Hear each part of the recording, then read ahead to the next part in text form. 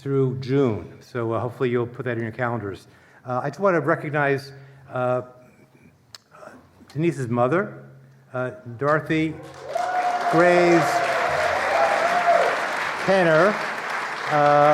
And Dorothy, I told Dorothy privately, but Denyce talked about you this morning in very glowing ways, and we're honored to have you with us. And your sister, Aunt Lib. Welcome, Aunt Lib. And I'm guessing you're Terry.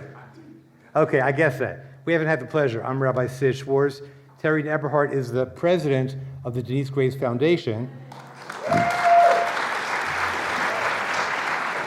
And also in charge of music for Howard County. That's his, he's a busy guy, which is why we're so glad you could be here, Terry. So Denyce, I'm going to invite you to come back up, to tell the story of your foundation. And we're going to have the pleasure of also hearing from two of Denyce's proteges, Simone Harcum and Elliot Brown. Denyce? Thank you. You all came back. Thank you so much. What a joy. This has been such a beautiful, beautiful day. And I'm forever changed from this experience. I am. I'm going to bring all this love back to the work that we're doing at the foundation, and we have got to find a way to be much more integrated. I want to see that happen. As you know, I'm Denyce Graves Montgomery. I'm the founder and the artistic director of the Denyce Graves Foundation. Rabbi Sid, just before we left, we ended with the civil rights anthem, "We Shall Overcome." And I did a little research because you asked me about that. And this was something that I did not know, that was actually from, the great composer Charles Tinley created a gospel anthem called "I'll Overcome Someday." I listened to it, and you can hear bits of "We Shall Overcome" in there, but that was very, very interesting. Also, in the earlier service, I spoke about the creation of the Denyce Graves Foundation, which there were many things that happened simultaneously that sort of pulled me towards the creation of that.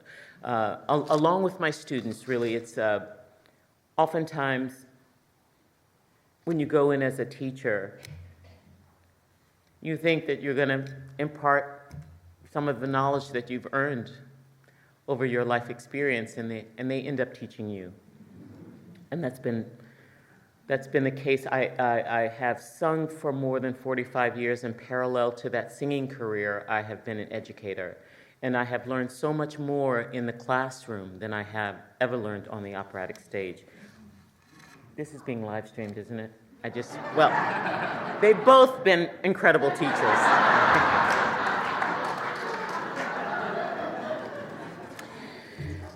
I've seen early on in my life the power, and I spoke about this and touched on it at the very beginning in the last service, of the power, the transformative power of what music can do and how it can change minds and hearts.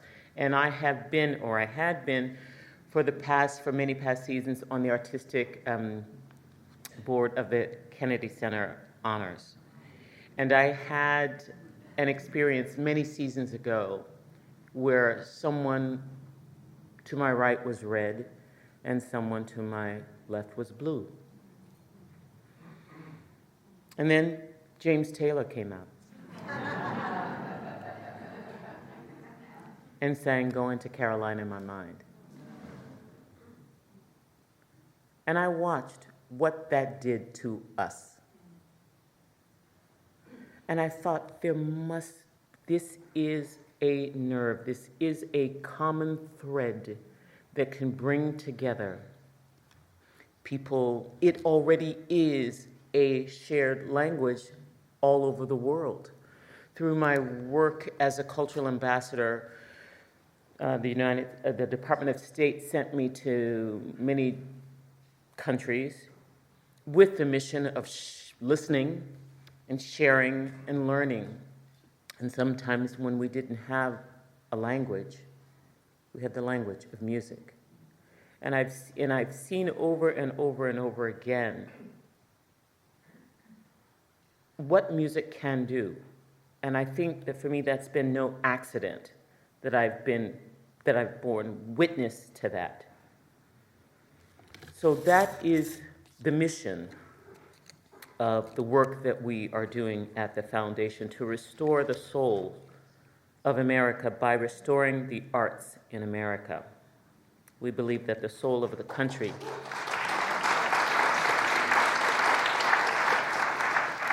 we know that we are living in a moment that asks a great deal from all of us.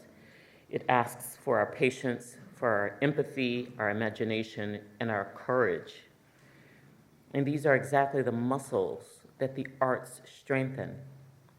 A society that cares about democracy must also care about the arts, because they practice us in listening, in questioning, and in seeing one another fully. The arts are the oldest tools that human beings have to making sense of life. Long before there were elections and newspapers and data points, there were songs, there were dances and stories that helped people understand joy and sorrow, love and loss, and faith and fear, and we are committed to that connection. There was something that I wanted to say that really struck me in the earlier service. I'll have to try and see if I can find where that was. Because when we speak about supporting the arts, we are not simply advocating for concerts and museums. We're advocating for a more healthier and a more humane society, a place where people can feel, can think, and can disagree without hatred.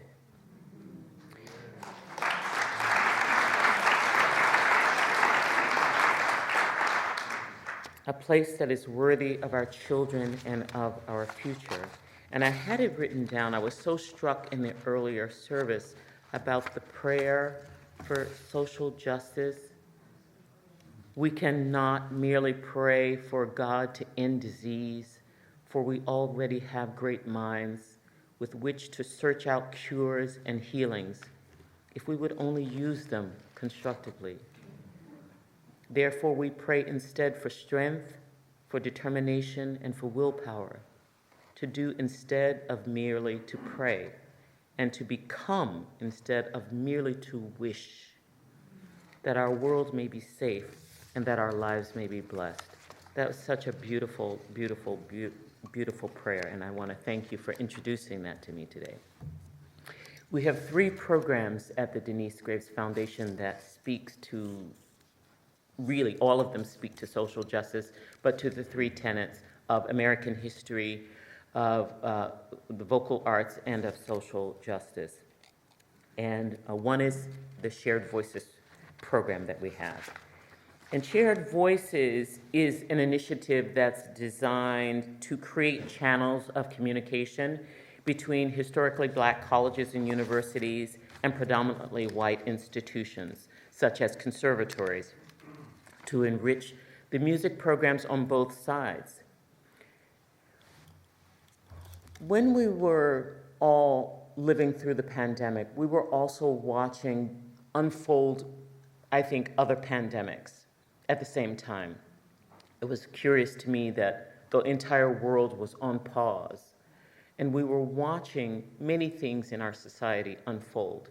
And I spoke about it briefly in the earlier service, that I was sitting there looking at all of the young people protesting, and I felt so guilty, thinking, here I am sitting in my house and watching these young people out there really raise their voices and really work to change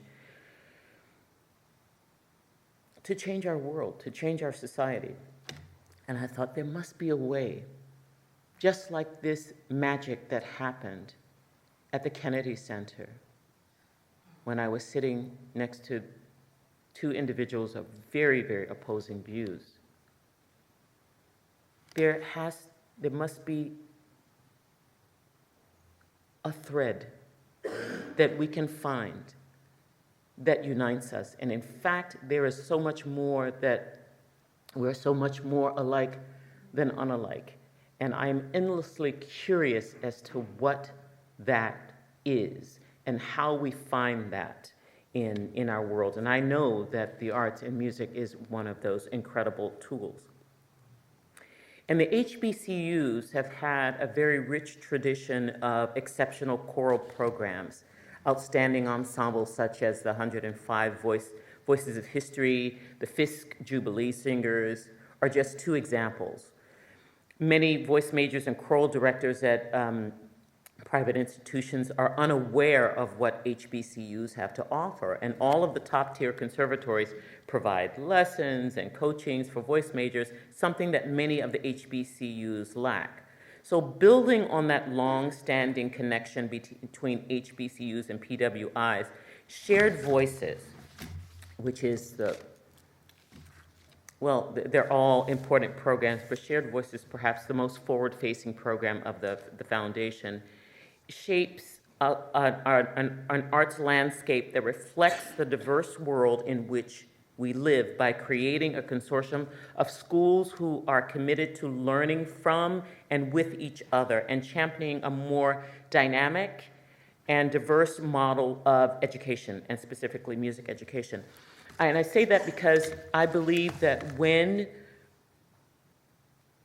we hear something beautiful, when we see something beautiful, I believe that the judgmental mind stops. And my mother taught me that it's not so much what you say, but it's how you say it. And I know that I was watching the people protesting during the murder of George Floyd and all of the things that were unfolding during the time of the pandemic. And I thought, how can we say it in a way that it will reach people, that we can be impactful? And I know that when I yell at my children, if I say, come downstairs, I need you to, I know that they don't hear what I said. They react to the yelling. And it was important to me that we said it in a way that people could hear and that people could receive. And so while it's social justice, we go through the lens of music because I believe that that is a language that we all already share and can understand. And so this idea of, first of all, going through HBCUs, historical black colleges and universities, and private white institutions to find a way to bring together students, faculty, and administrators. And I'm so proud of what we have been able to accomplish through the Shared Voices program in such a short period of time, and the connections that have been made. I teach on faculty at the Peabody Conservatory, and Morgan State is not so far away from where we are. And when we had the launch of the foundation, it was the first time that Dean Fred Bronstein, who is the Dean of Peabody Conservatory, had met President David Wilson, who's the president of Morgan State. And he said, you know, Denyce, I never found a way to reach out. I just never found a way to connect. I think he felt scared, and the other one felt scared and just didn't have a way to begin to dialogue and to speak with each other. And so in the same way that we were invited here today, it begins with somebody being courageous and saying, hello, it's nice to meet you, let's talk. And to the woman, Mary Beth, who answered the question posed the question earlier, how can we find a way to work together? I think it begins as simply as that, right? It begins as simply as this moment. Thank you for this welcome. Thank you for allowing us to be here and to share the work that we do. So I believe that our Shared Voices program will help forge a new musical alliances that will have a significantly positive and a lasting impact on the world. So I know what you want to do is hear the singing. So I believe that we have, who do we have first? Oh, so Simone Harcum.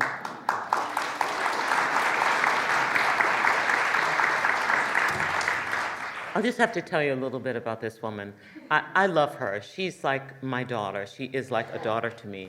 And I remember the first day she came into my studio some years ago at Peabody Conservatory. And I called one of my colleagues and I said, I think I've got somebody. I think I've got somebody. She was so smart the very first day.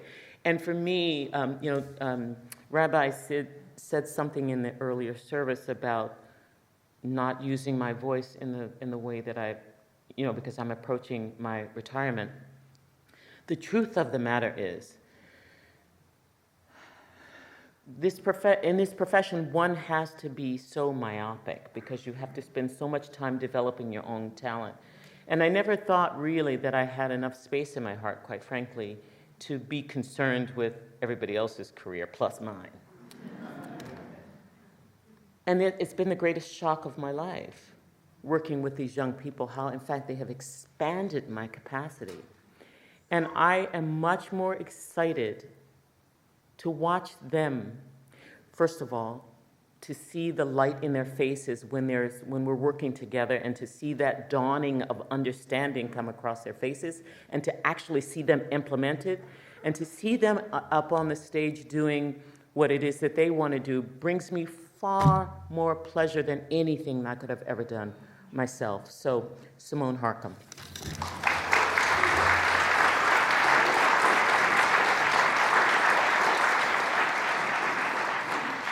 Hello, everyone. I'm using this. They told us to use this for the people online.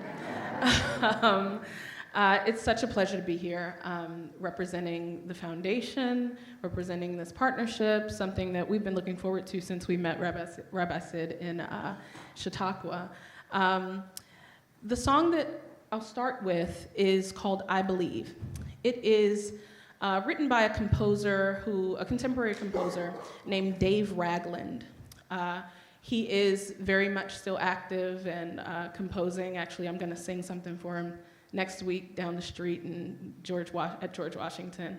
The text of this piece is a poem that was, a translation of a poem that was found on the walls of a concentration camp in Germany. The poetry is, I believe in God, I believe in the sun, even when it's not shining. I believe in love, even when I feel it not. I believe in God, even when he is silent. And in Dave's words, it reminded him of a song that he grew up singing. God is the same today as he was yesterday. And it brings me just great joy to sing pieces like this, because for many of us, many of my colleagues I know, our entry into this world of music was through the faith community and through singing about our faith.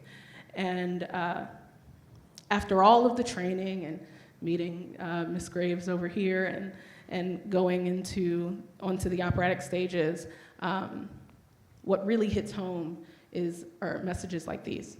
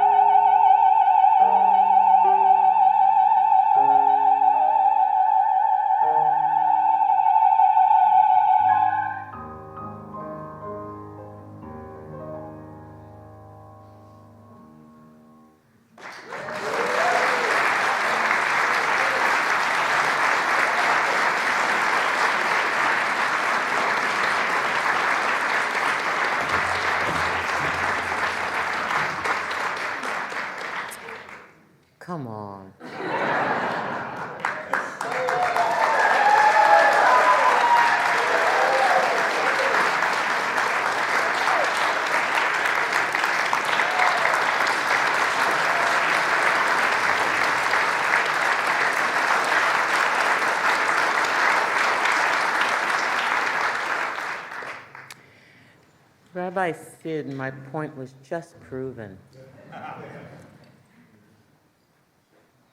You don't have to sing in order to have that beautiful experience and feel that affinity with the public. Both of your faces almost split me in half. Sitting over there, hearing my little Simone, and looking at your faces. And that is really what the experience is. It's a spiritual experience, it is. Whether people articulate it that way or not, it is that. And it's an exchange with the audience, right? The performer offers something and the audience offers something back. So I want to thank you for that generosity. Thank you so very much. And isn't she beautiful? And if you...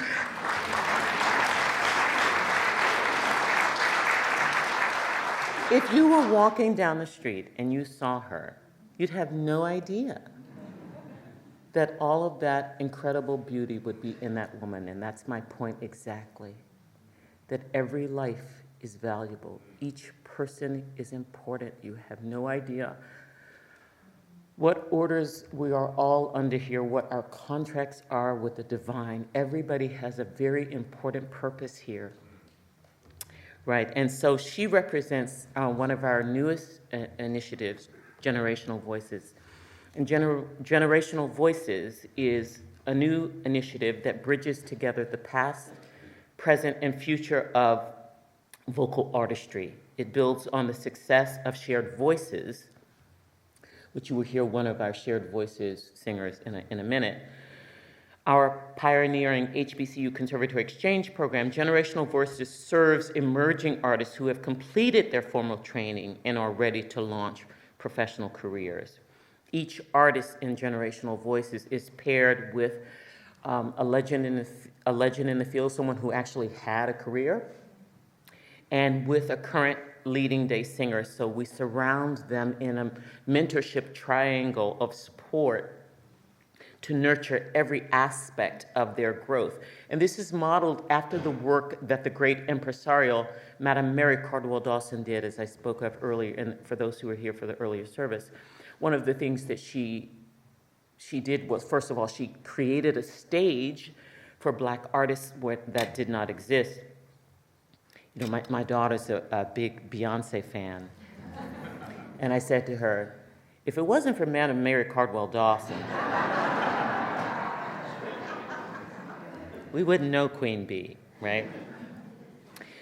But the Generational Voices puts a team of experts together who nurture every aspect of their growth, their artistic, the professional, and the personal life. And so now we will hear, I just want to tell a little bit more about the vision of Generational Voices. It ensures that the wisdom of our greatest artists continues to inspire and to shape the next generation. By uniting experiences, excellence, and empathy, the program transforms mentorship into a living legacy, preparing young artists to thrive with skill, authenticity, and with purpose. When you support Generational Voices, you are investing in more than talent.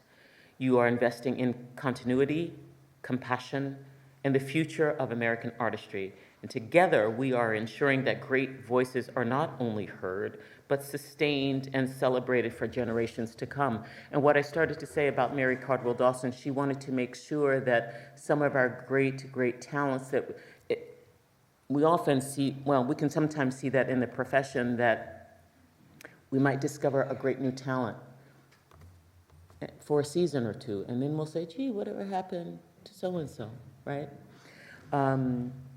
It's not the work of a manager, it's not the work of a voice teacher, it's not the work of a coach, but it's actually having professional eyes and ears of experience around the building and the shaping of an actual career. And so that's what Generational Voices is doing. But I spoke a little bit earlier about Shared Voices, and that's our HBCU Conservatory Exchange program, and now we have Elliot Brown.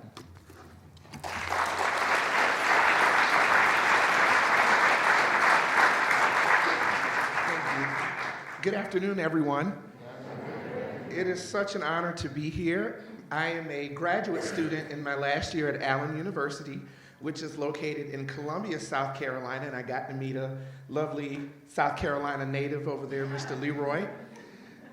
The piece I'm going to start with is entitled Till I Wake, which comes from a collection of songs by female poet Lawrence Hope, and its music was set by African-American composer and arranger Mr. Harry Thacker Burley, who is most known for his spiritual arrangements, but stumbling upon this piece, I learned that he has some of the most beautiful art songs that I've ever heard in my life.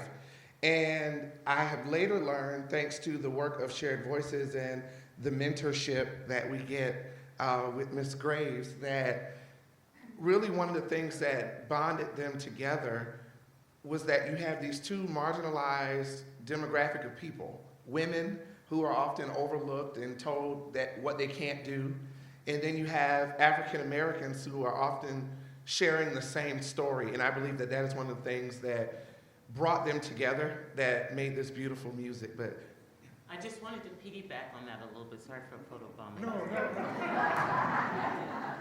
Harry Burley, as you said, is primarily known as a spiritual arranger, but in fact he was quite prolific as a composer. He did symphonic works, did chamber works, he did solo works for individual instrumentalists.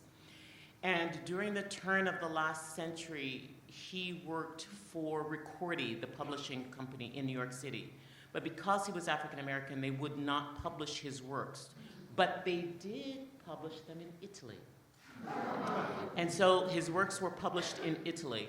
And then he paired a lot of his compositions with the poet Lawrence Hope, who in fact was a woman, who lived in the same time. Because she was a woman, she could not get her works published. So the combination of the two is very, very, very interesting. And I'll tell you a little secret that we are about to embark on at the foundation. There's something called, which we call the Bible of training for young voices, the 24 Italian songs and arias of the 17th and 18th century, all across the globe for anybody who's studying a voice or even accompanists in an earnest way. Usually start off with this book, because the Italian language is called the singing language because of where the vowels are placed. It places it right in the front where you need the singing voice to be. The melodic lines are easy to memorize, and the accompaniments are easy for a beginning pianist, a collaborative pianist. Those are iconic pieces. As I was appointed cultural ambassador twice, once by President George W. Bush, and then the second time by President Biden. The first time was after the 9/11 attacks, and the State Department had a mission of really looking at, we weren't very liked around the world, and it was basically a mission, again, of going to listen and to share and to dispel the myth about who other people perceived Americans to be. And sometimes when I couldn't speak the language, and when they couldn't speak the language, the one thing that we had that shocked me to my core is that they knew of these 24 Italian songs and arias. That happened more often than not, that people knew about them. So one beautiful project that we're doing, Mr. Terry, I guess I'm too far into it to pull out now.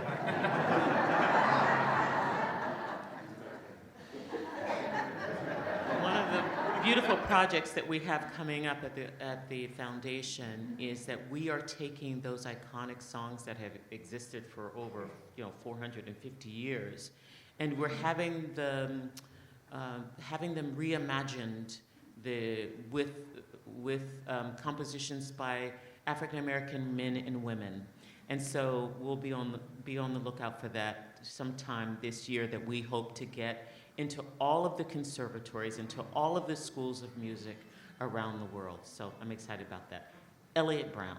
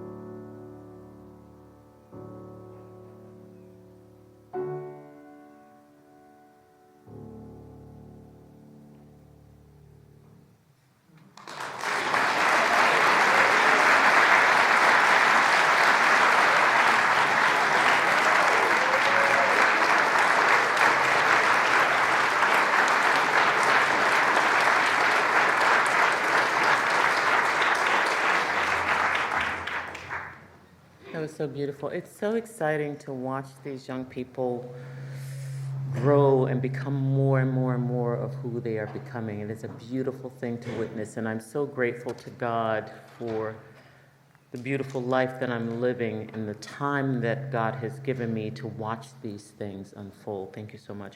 I wanted to introduce our executive director, Terry Eberhard, and maybe you'll come and say a little bit about the foundation. Good afternoon. How are you all? What do you think about these singers? So you heard just a little bit about me in terms of my work at the foundation and my work in the school system, and I have to tell you, I've worked in the school system in public schools for 25 plus years. Yes, thank you. And that was incredible work because, like Denyce was speaking of, the transformative nature of what the arts can do for us all, and what it does, when we see it, it's palpable, right? It just takes you. Sometimes you never know what you need. I was sitting there listening to Simone sing, and I was just like, oh my gosh, I needed that today. And I think that's what the arts do for us. And I got to see for 25 years that same transformation for kids. And whether I taught kindergarten all the way through high school, then college, I spent some time there as well. And in any of those spaces, you see that transformative power of the arts. Because everybody's accepted, everybody's welcome, and that's what we're trying to do at the Denyce Graves Foundation. And this, I've got to tell you, I've been here for 3 years, and this has been the most important work that I have been a part of. So I'm thankful for that, I'm grateful for that, and I just want to let you know that my dear friend here is retiring from the Metropolitan Opera, which is quite astounding, and we're super proud of her and all the work that she's done. And we keep saying, well, this is a retirement, but it's not the end of anything. It's really just the beginning. And we're excited because I know that Denyce is now going to have more time for things like this. And it's going to really allow us to get into more spaces and to do these intimate performances and informationals where we can share about the work that we're doing. And we want to share all of that work with you today, and I know that there's a reception after this, so I welcome the opportunity to talk to you about the work that the foundation is doing and how we can continue to bring partnerships like this together. I know that we have some more music for you today, but I just want to thank you, Rabbi, for allowing us to be here today, and also for continuing to just be people that are interested in changing the world, in changing what we have. Thank you. It's complicated. Every day I wake up and I'm like, where do I live? What is happening?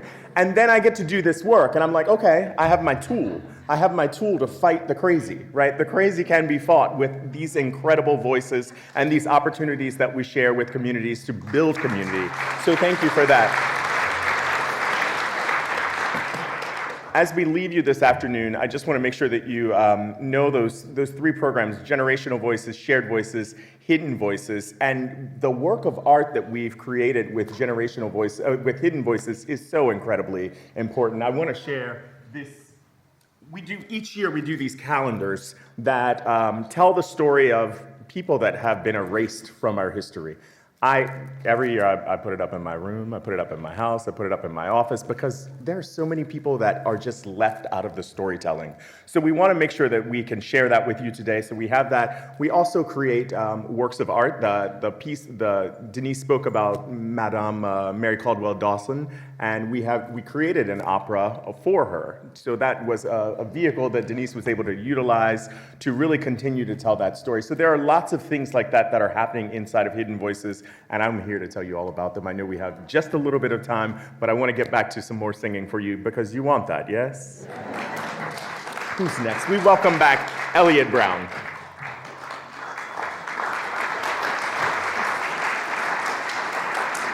Thank you. Hello again. So this next piece is a little more lighthearted. However, I did see the security officer in the back. I might need his help. Sorry, ladies. So I will be singing La Donna Mobile, which is, to me, in that opera world's top 10's greatest hits, that when you hear it, you know it. It's right up there with the Nessun Dormas. But my character, the Duke, he's, a real ladies' man, if you will. But in this aria, he's saying that, women change like the wind. One day they're happy like a feather, tomorrow they're moody, same day they're moody. And so I might need your help, sir, after this, but this is La Denyce Mobile.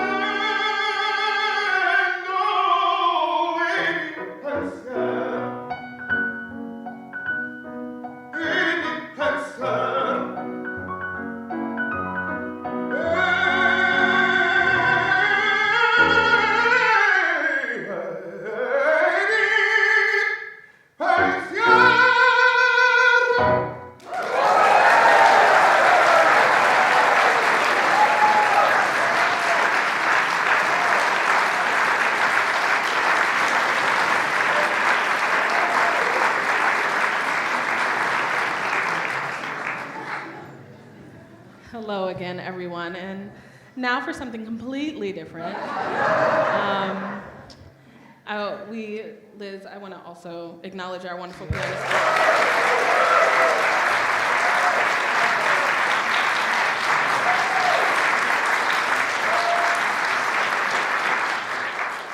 She's so lovely and so sweet and so supportive, and that's the kind of stuff we love.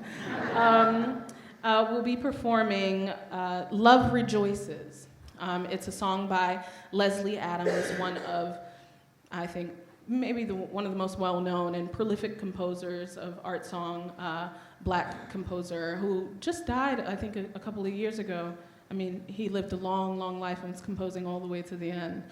He set a lot of poems by great Black writers of the Harlem Renaissance. He searched into the hidden voices, or hidden writings, if you were, of his contemporaries, and has offered us incredible music. And so this piece, Love Rejoices, the poetry basically says that here I am. I have everything in front of me.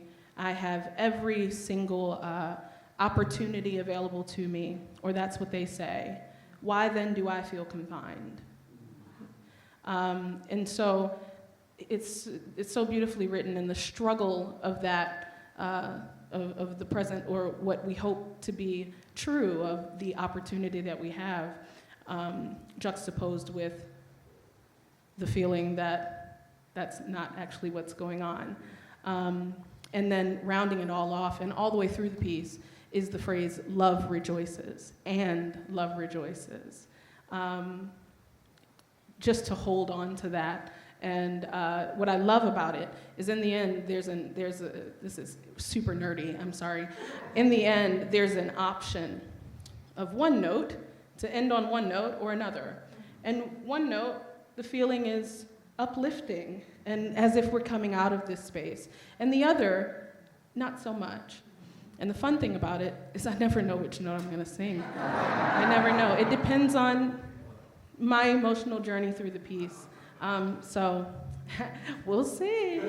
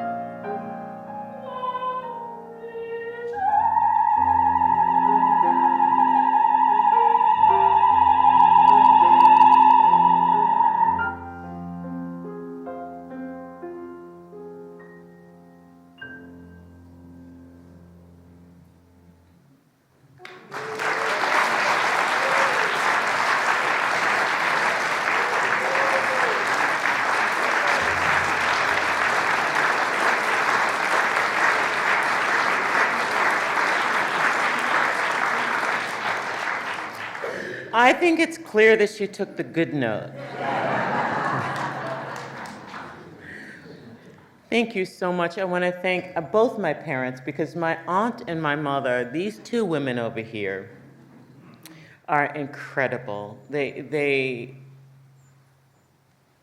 all my life, for anything I've ever done, they've been there. And at 62 years old, they're still there for me at everything.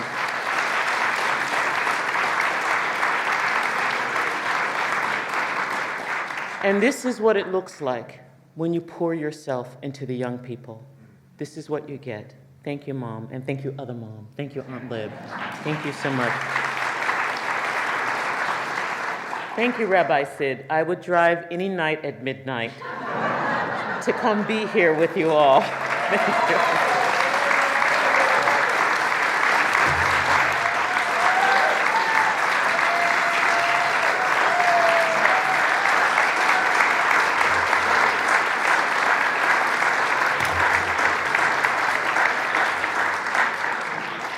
We know that the arts will not solve every problem, but they prepare us to face problems wisely. They do not fix the world for us, but they make us more capable of fixing it ourselves. And love rejoices. Thank you so much.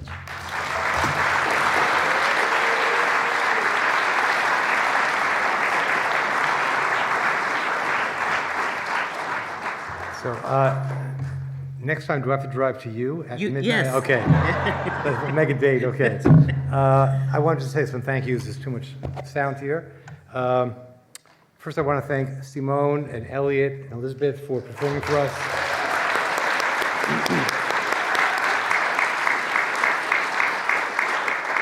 The two people who really worked with me closely on all the details are CJ Hartung, who's Denise's main support.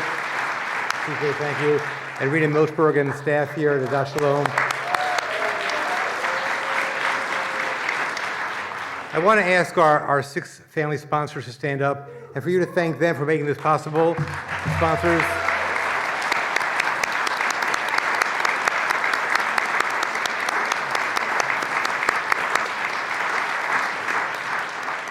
I hope you make it a point to put in your calendars the other Shabbat Voices programs. And most of all, I want to thank you, Denyce Grace, for everything you bring, your grace, your beauty, your wisdom. It's really, I can't wait to see your next chapter. The next chapter might be Shabbat Voices. Okay. Let's do it together. Shabbat Shalom. Shabbat Shalom. Thank you so much. Thank you.